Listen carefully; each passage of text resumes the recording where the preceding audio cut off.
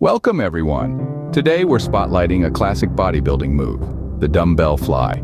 To start, choose a pair of dumbbells that challenge but still allow control. Lie on a flat bench, each hand gripping a dumbbell, arms extended above your chest. Lower the dumbbells, maintaining a slight elbow bend. Open your arms wide, controlled, feeling a stretch in your chest.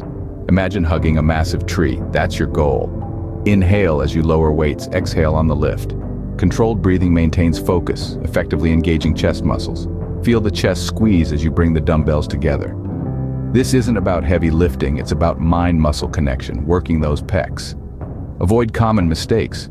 Overly heavy weights, ungrounded shoulders, rushed movements. Remember, quality over quantity.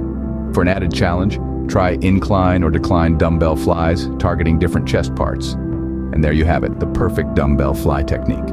Add this to your chest day routine and watch those pecs thank you. If you found this short helpful, give it a thumbs up, subscribe for more fitness tips, and drop your favorite chest workout in the comments. Keep lifting, keep smiling.